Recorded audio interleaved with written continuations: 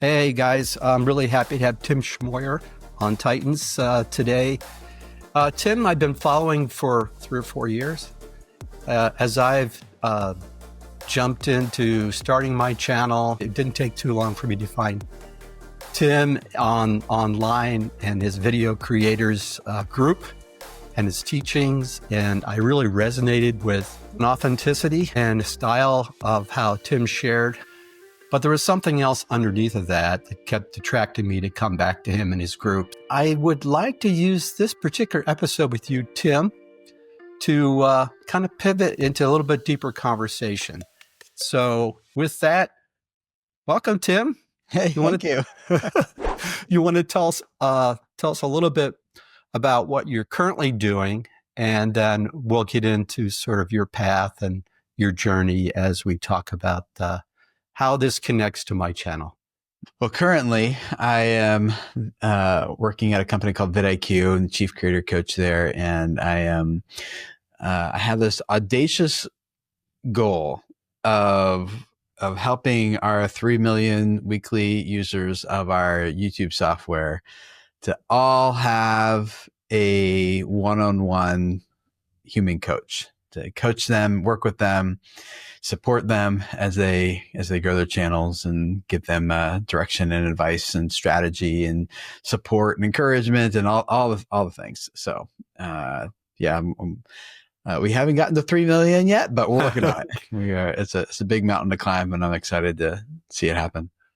And I have to say, I personally benefited from that. I did have a personal coach through that organization, and it was very helpful, and it was a great balance. You know, I come from a technology background, years of it, but it was a great balance between not so much technology, but how to present, how to package an episode, how to make sure I was more deliberate about speaking to the audience, but also at the same time, and I really appreciated this, was both the nudging and the encouragement. So there was a real good balance there.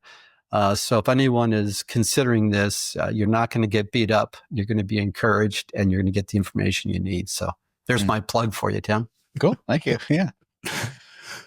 But as we were going back and forth, so we can get right into this, as we were going back and forth, my typical pattern is to ask my guests about their career and life transitions and kind of what prompted the changes in direction. And I've really been trying to tease out a concept of getting connected to one's unique gifts and making sure there's alignment with not necessarily your skills, but what you're good at and how it ties into passion, all those things. But as we were going back and forth in email, just talking about doing this episode, you said something which I thought was intriguing but very powerful, and I wanted to sort of get into that now. And that is that, yeah, you've changed things you've done, where you've showed up, what your jobs were, if you will, but your mission has remained constant throughout all those changes. And I'd like to get into that a little bit. Can we dive into that, Tim? Yeah. So I grew up in a pastor's family. My dad was a pastor, and I went to Bible college, went to seminary. I thought I was going to be in youth ministry my whole life, because the thing I just really loved was seeing people reach, seeing their lives changed and impacted. And I love that in youth ministry because I could work with a family, with a couple, had some teenagers or something. And I just love hearing the stories of like, man, my teenager had like their attitude is changing, or our relationship is growing deeper now. Like, thank you for what you're doing for our family. You know, I just love those stories. And so I decided to go into full-time vocational youth ministry with the goal of like, how do I just reach people, change lives, make a difference for people and their families. And so when I was in graduate school, I had a little blog that I just started. This was 2005, I believe. And I don't think Facebook was a thing yet. I think it was still MySpace days. MySpace. Wow. Yeah. If you remember those days.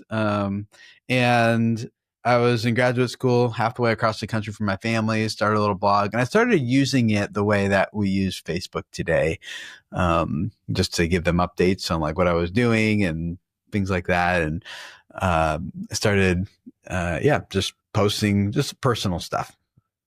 And then I'd email the links to friends and family back home and like, hey, here's what I'm doing, right? And I started just writing about what I was most passionate about, which at the time was youth ministry. And so that blog grew, became most widely read blog on the internet in the youth and family space, and ended up with 2 publishing deals with 2 different publishing companies who reached out to me asking me to publish, which was very convenient. And then I self-published 2 books there too. But backing up a little bit, before all that thing grew up, I was also finding YouTube had become a thing. And so YouTube started September, I believe, in 2005. And my first video was March 2nd, 2006. And so I was just publishing videos at that time of my girlfriend at the time, her and I going out on dates and going out to the park, going out to the playground, going out to do just fun stuff, hanging out. And I'd embed those videos on my blog so that my friends and family and other people could see what we're up to and meet this girl I was dating. And before long, other people started watching these videos, and I was like, who, why, what's going on here? Like, how are they finding me? Why are they commenting on my videos? Who is Cat Liquor 72? Why do they keep commenting on my videos? And so I was getting a little concerned because remember back in MySpace days, you don't use your real name on the internet. If you do, people will hunt you down and kill you for some reason. And so I was like, well, how are people finding me? Why do they keep coming back? And started reaching out for answers. Nobody knew at that time. There wasn't even such a thing as social media yet. And so I connected with a couple other guys who were trying to solve this same problem. And before long, that channel kept growing, and my girlfriend and I kept making videos. And then I proposed, and we put that video on there. And then our wedding, and our honeymoon, and first house, like all these things. And we kept going. And before long, we were reaching about 1 million people a month, which back then was pretty unheard of. Sounds like a reality show, Tim. Yeah, now we would call it vlogging, but back then that wasn't a word. We were just being awkward in public with a camera.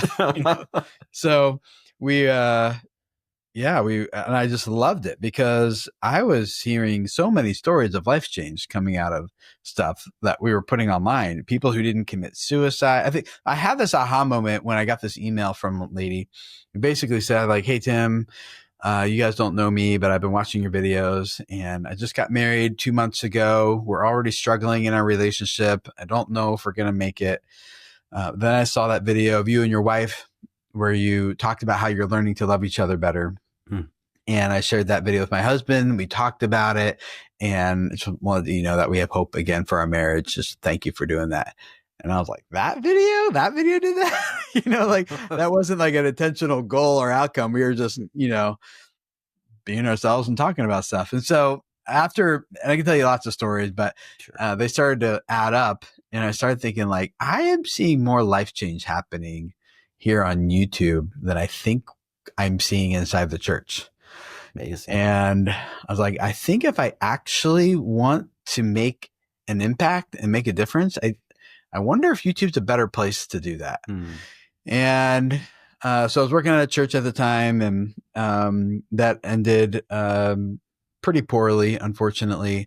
And I launched out on my blog. At that time, it was Youth Ministry blog, and on YouTube. And I thought I was going to get back into youth ministry, doing the whole church interview thing, but I was just so gun shy to do it again based on previous experiences I had there. And I was living off of my blog and off of YouTube for about 1.5 years before taking a job here in Cincinnati and moving to this area to do YouTube strategy for a video production company and their clients.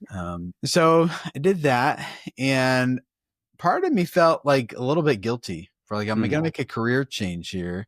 And I never really consciously made that decision. It was a little bit more of a panic. Yeah, I need some time off. I think like I'll get back to youth ministry, but I just need something to like hold us over for right now. My identity, my what I saw as my value and everything was wrapped up in that whole industry and Yeah. stuff, and which is unhealthy. But I mean, just put a pin in something, Tim, because Yeah. I think this ties back to this long arc of mission and your tagline about changing lives. I've Yeah. already forgotten it, but Reach people, change lives. Yeah.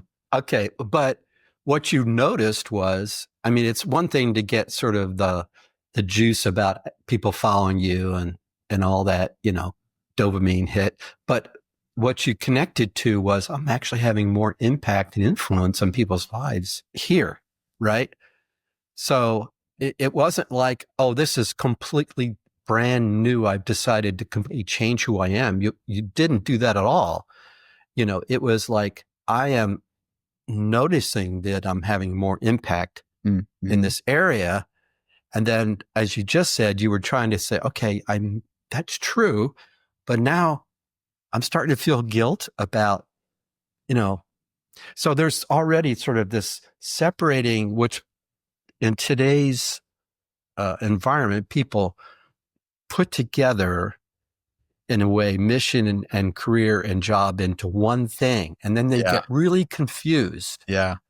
And in my coaching, I find that actually people show up saying, I'm not fulfilled in my job, and, this sucks, and I'm not getting recognition, and blah, blah, blah. But what they really didn't do is they didn't really think about what those really essential things that you didn't have that clear idea of mission. They had an idea of making money and maybe being recognized, but they didn't have anything that was worthy of a whole life, So anyway, that was just an observation. I want to put a pin in it right there. So it's the difference between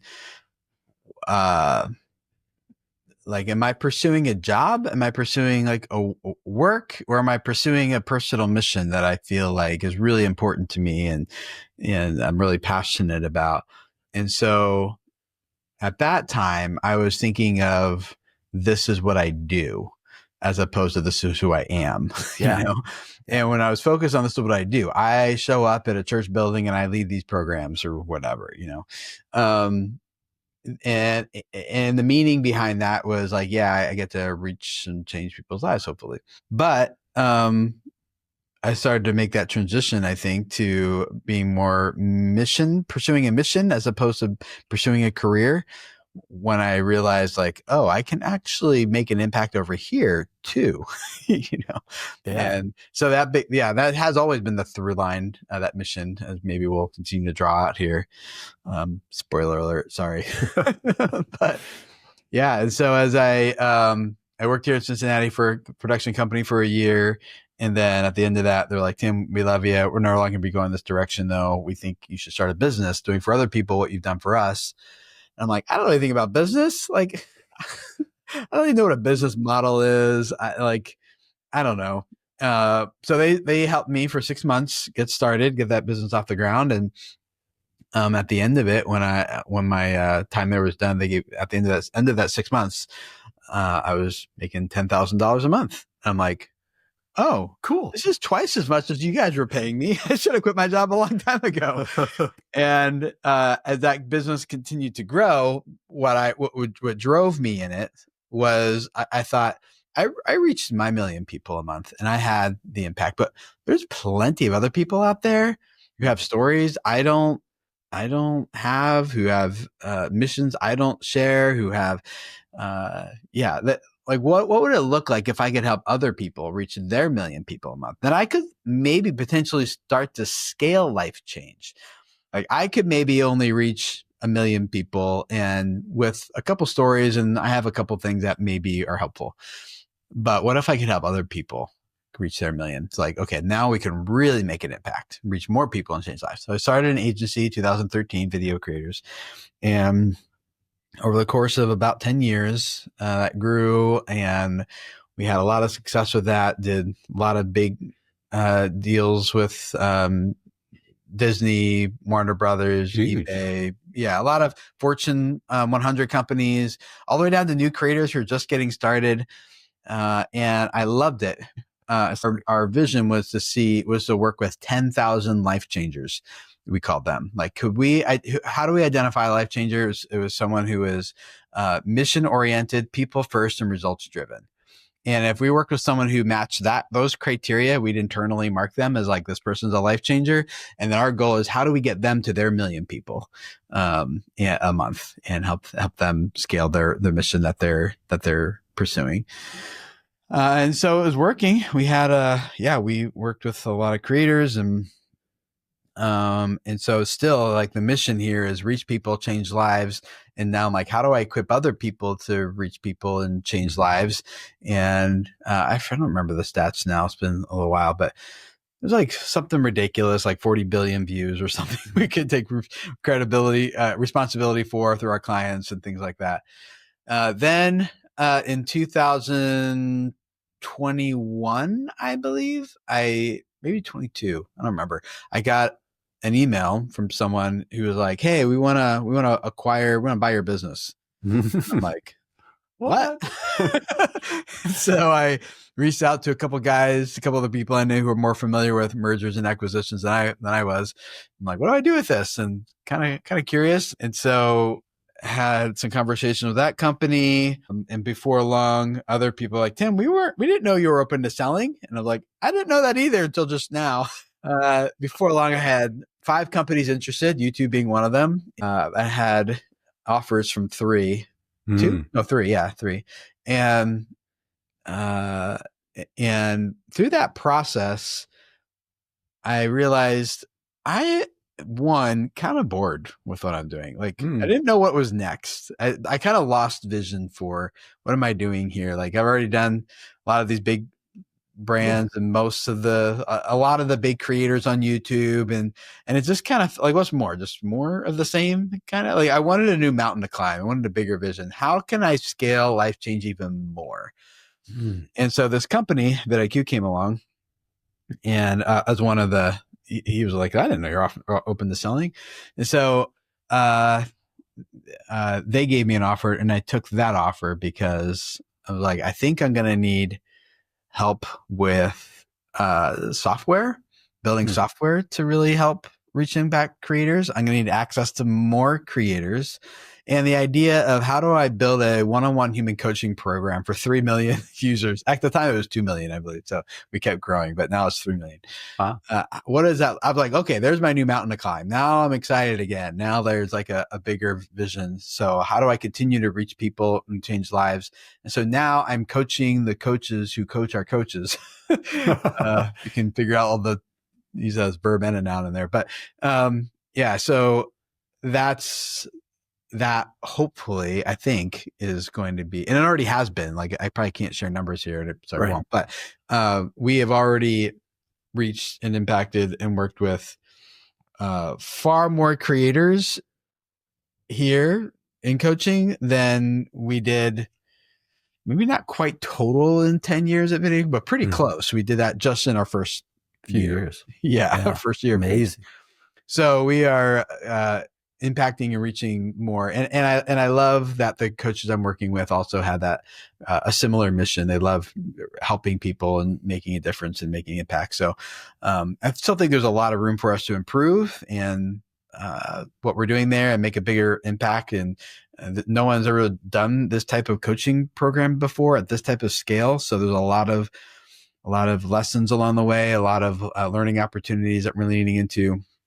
I think we're probably at like 15% of the way there. When I picture the vision, I think we've like scratched the surface. So career changes along the way. One from youth ministry to my own business on YouTube, and then from selling my business to doing this even bigger coaching program. But the mission has stayed consistent throughout the whole thing. And I think that's how I see what I do now. It's not just about the work I actually do or the industry I'm in or the job I hold, but it's the mission I'm pursuing wherever I'm at. And that mission, I'm just reflecting on kind of you taking us through that, impacting that journey.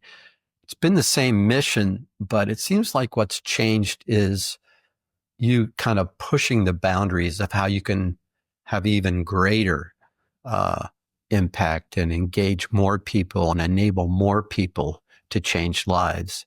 that seems like that's what's been keeping you excited, Yeah, I get bored after a little while. I'm like, okay. Doesn't take me that long to get bored, so I can Yeah. understand, but still, yeah. That might be like an entrepreneurial drive. Maybe it might be a little bit how I'm wired to, not that bigger is always better, but it's, yeah, I just want to have new challenges. I want to work on new things. And something else popped up in my feed. You have a new newsletter. Yeah. And we should talk about that in a second. Let me just finish the little mini story here.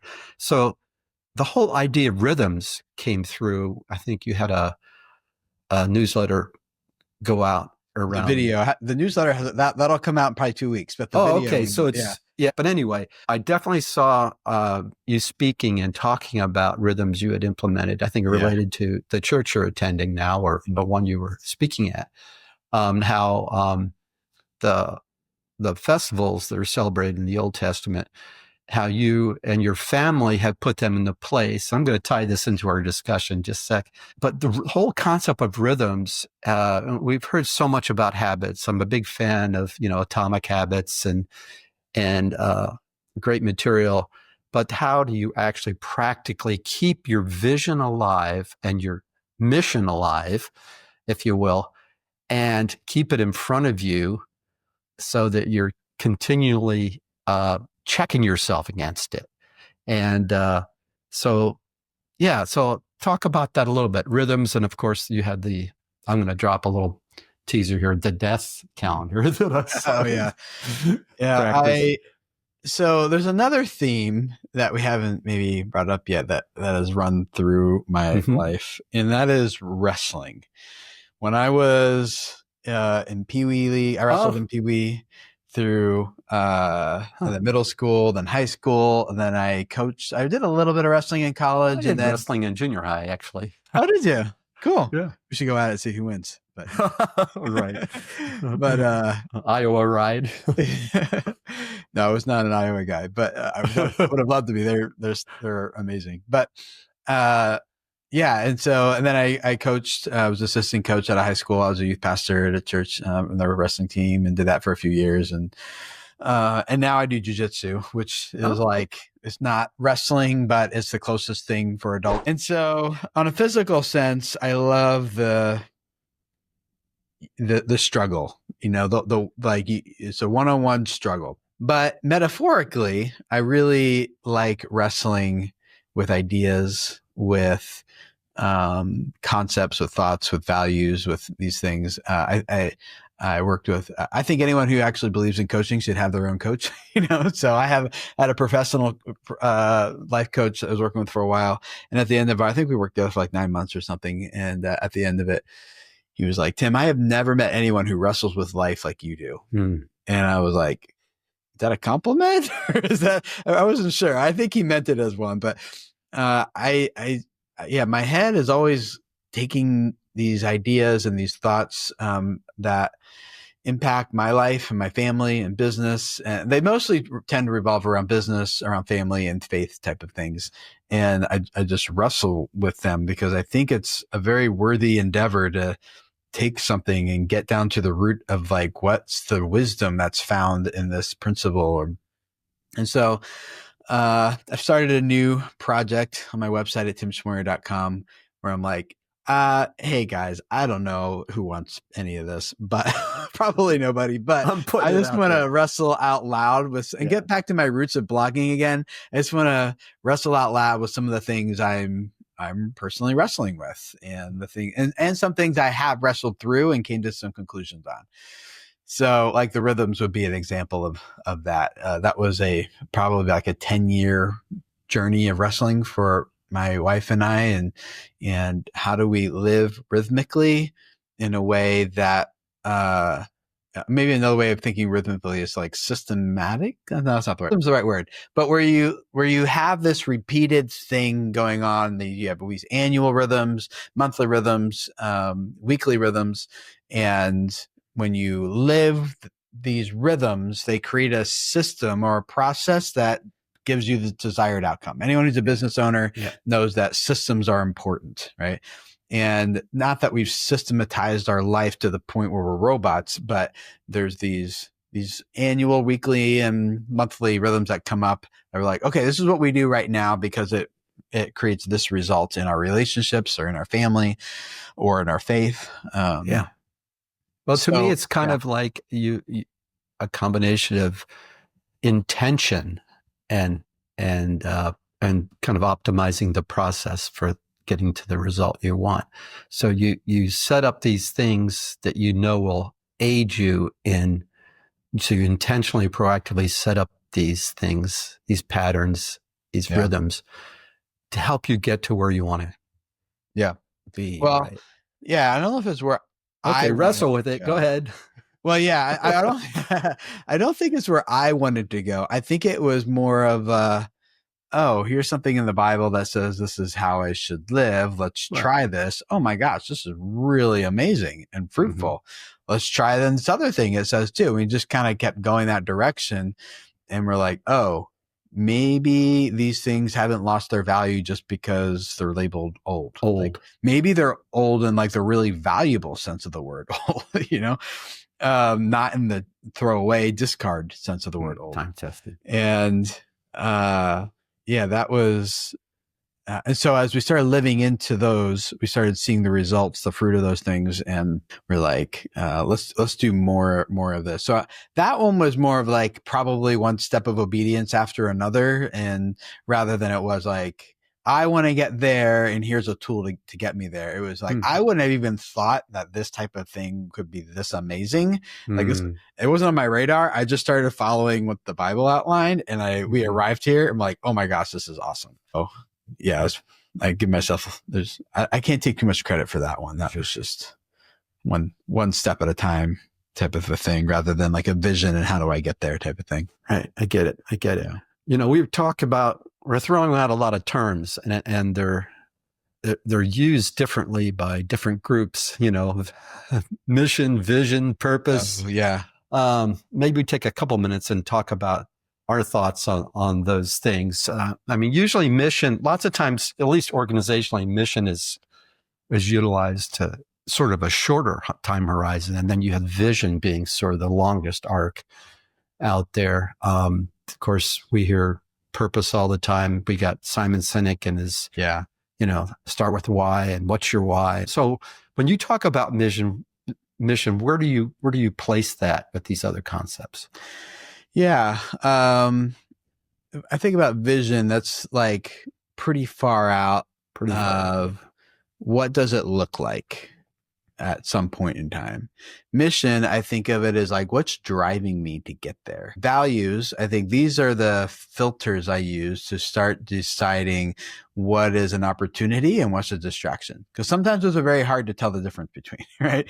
So core values help me understand who do I partner with, and and then purpose is more of a this provides meaning to me. So I don't know, maybe there's not maybe a whole lot of difference between purpose and mission, but I do see the others as a little bit more distinct. Yeah.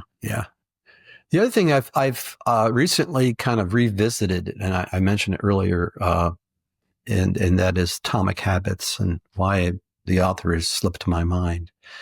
But anyway, he talks about asking yourself the question, would a person of this identity choose this behavior, or what's natural for a person of this identity? And I'll just use the faith question, if you will.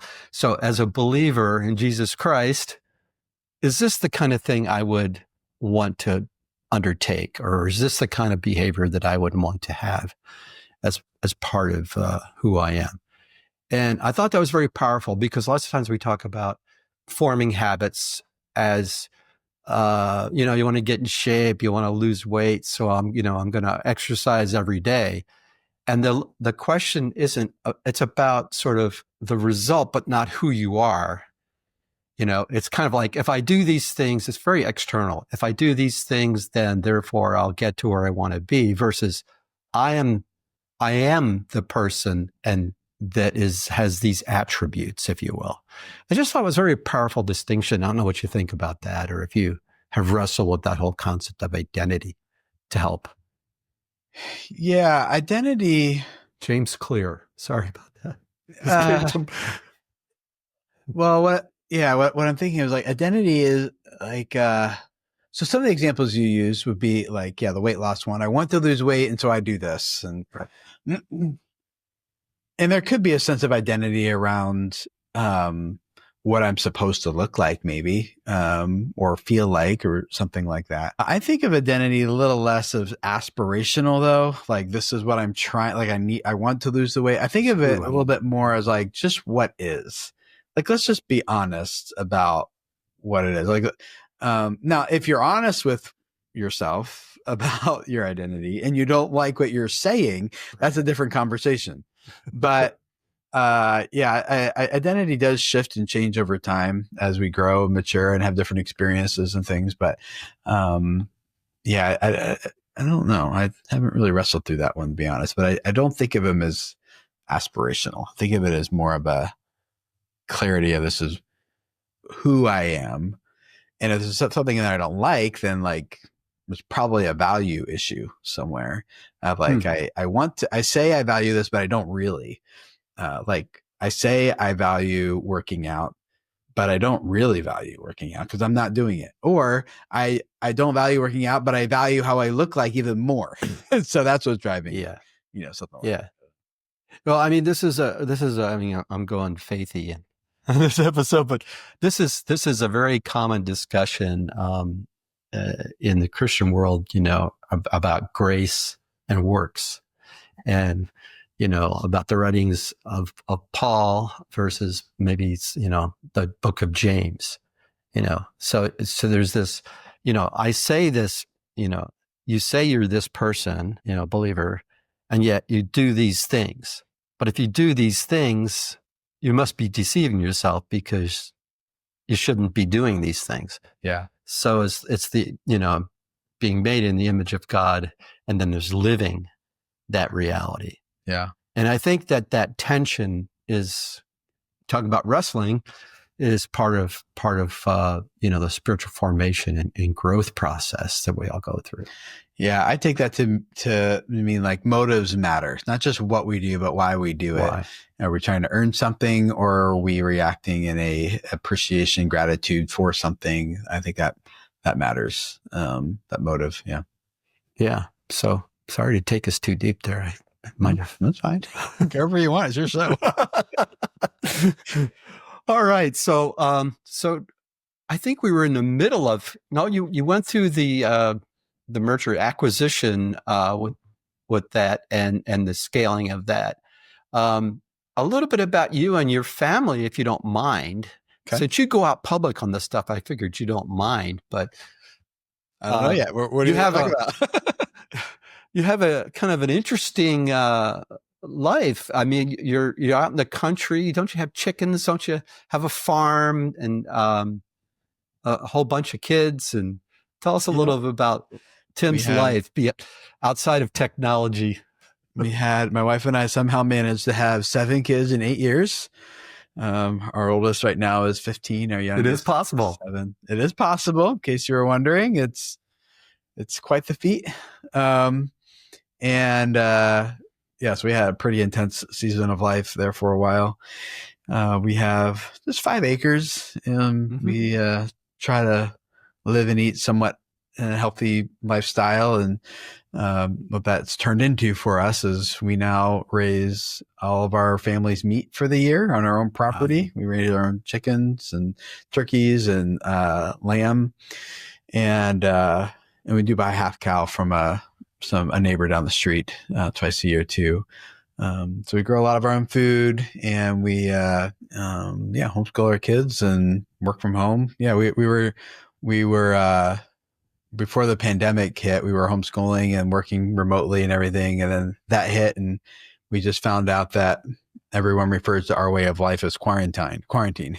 So it was like, oh, come on, guys, it's not that bad, but yeah, we like it. We like it out here.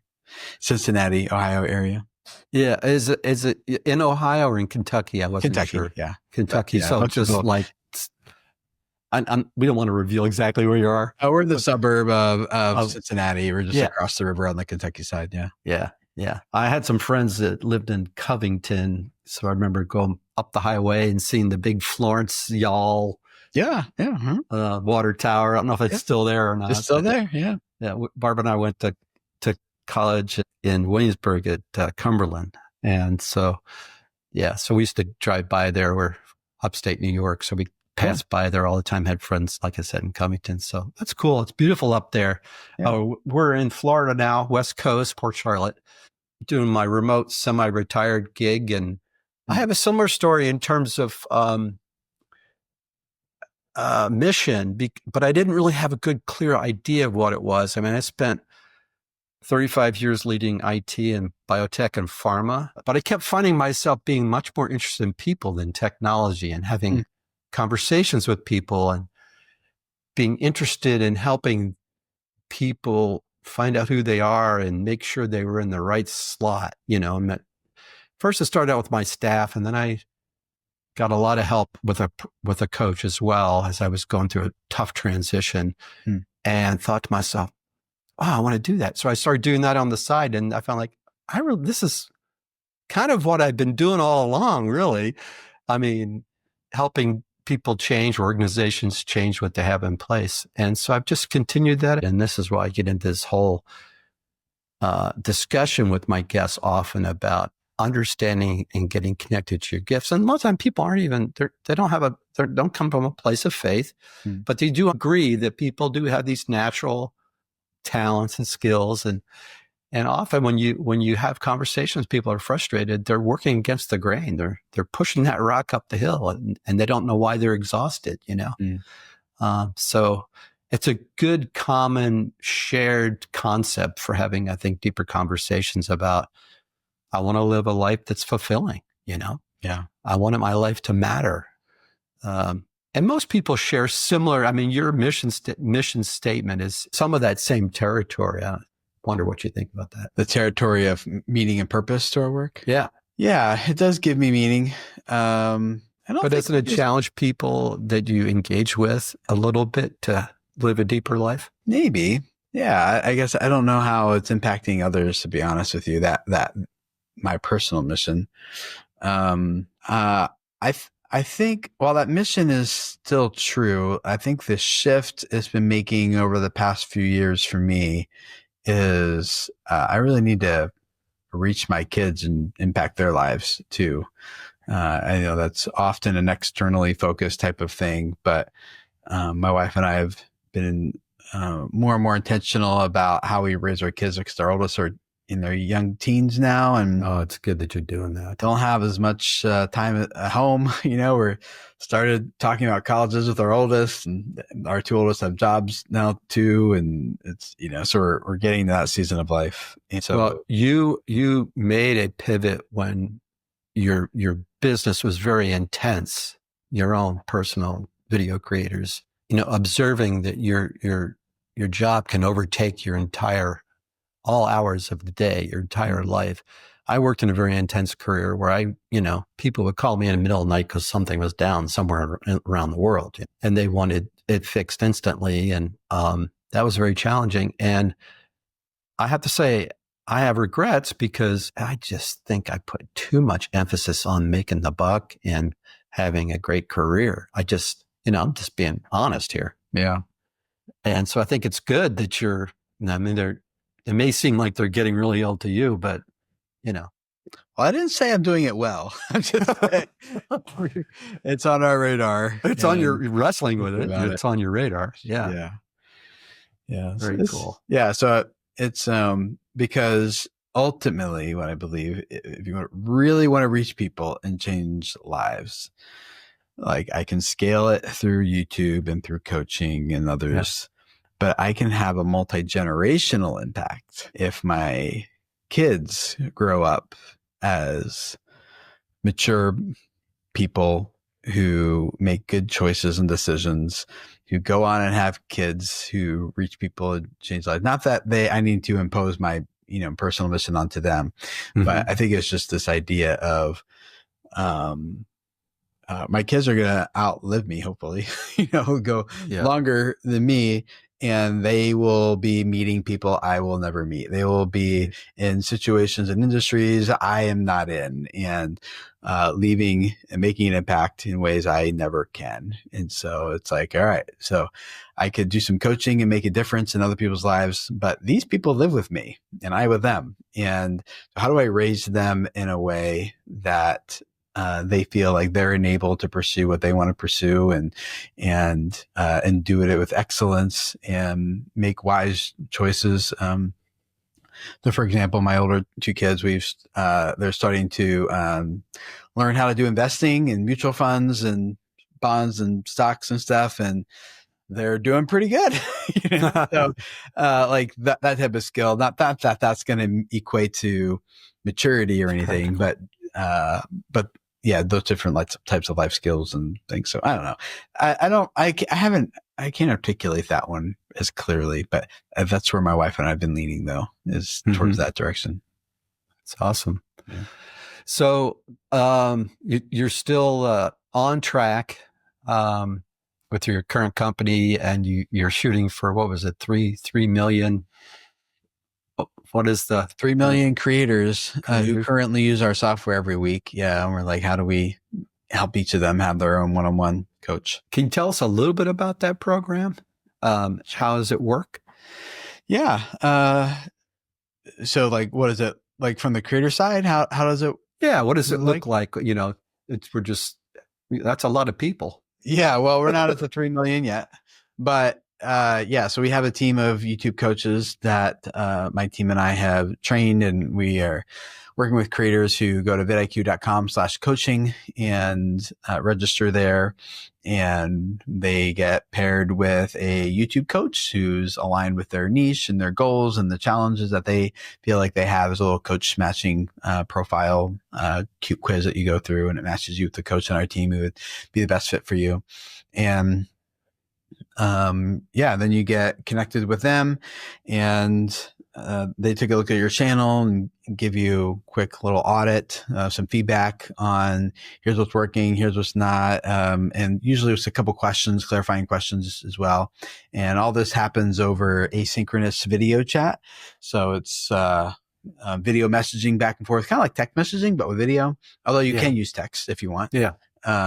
And so then together you come up with a plan. All right, what are we going to work on here? What needs to happen on this channel to get more views, more subscribers, turn into a sustainable, growing thing, and you come up with a plan for that together, and then start working on each of those phases. Here's step 1. Here, let's do that together. Okay, step 2, and just like having someone hold your hand and support you through it. So our goal is to take all the guesswork out of growing your channel, so that it's you have someone there just with you each step of the way, showing you what to do next, and kind of shining a light into all the fuzziness and of like, what happens next? What do I do here? How do I respond to that? Is this good content? How do I improve it? All that stuff. So, yeah, I found it to be a very practical approach too. At first, I wasn't sure about the asynchronous aspect because most of my coaching is live. Yeah. But but I found it to be very practical. You'd have a question, you get a return video, or most of the time, what mine was video, message back and speaking directly to my question. And the other powerful thing was, because of that union with vidIQ's really rich tool set, there was very practical, because then, point directly to what tool to use and, where to look in the analytics, the extra level of analytics capability that vidIQ gives you. Yeah. Good. That it was really a powerful combination, I thought. Yeah. I don't think we've cracked the code yet, so to speak. There's still a lot of improvements and changes to make. So, there's enough people who want synchronous calls that we're looking to figure out what that looks like too. And other people who, went faster responses. We try to have response time within 24 hours, although, lately it's been improving, which is good. It's been a little bit more back and forth during the day, but Yeah, there's a lot to uncover, a lot to figure out there and uncover and unpack. Yeah. Yeah. Well, it could be that some, might have some layering of things. So you might have some group stuff layered in or something like that. Yeah. We got a lot of But fun ideas. I thought it was great. I mean, I came in pretty early days. Oh, And I okay. think I was in. Depending on how early, it's changed significantly. I'm sure it has, but it was still very valuable. And I found, okay, I just need to apply some of this stuff. So I'm going to go away for a while and work on it and then re-engage when the timer's right, Cool. So it was really good. Good. Let's see. Other closing thoughts. We talked about the rhythms. We talked about mission, how it fits into some of these other concepts. We talked about the long arc, that although you'll refine your mission over time, maybe get more clarity over time as you go through your life and your life experience and your wrestling process that you're doing, tends to be a lot more static. Where you show up may change, but the mission probably doesn't change very much. Shouldn't hopefully change terribly, but it could. Yeah, it could change. There's nothing wrong with that. Yeah. Nothing wrong with it. Yeah. So I think the big question at this point would be, if you were to look back, this is my look back question. So you know where I'm going with this. What things would you suggest to folks as they're going through their career and their life, that they consider? What kind of advice would you have to others who would be on the video right now or listening to the podcast? I think it's just helpful to reflect and what's the through line that's kind of driven most of the decisions and choices I've made, not on a micro level, but on a macro, like a high level. Yeah. Career choices, places I choose to live, people I surround myself with, type of thing. I think it's helpful to do that, because if you can start to see the through line, like, oh, I tend to gravitate towards blank, then as you look forward into the future, like where is this going, it kind of gives you a little bit of some guide rails to kind of know what's going to work well for you and how you're wired and what you enjoy and get excited about and things. So I think without having that through line and you look into the future, like what's my next career going to be, or it's a little, it's probably overwhelming, because it's like everything is an option.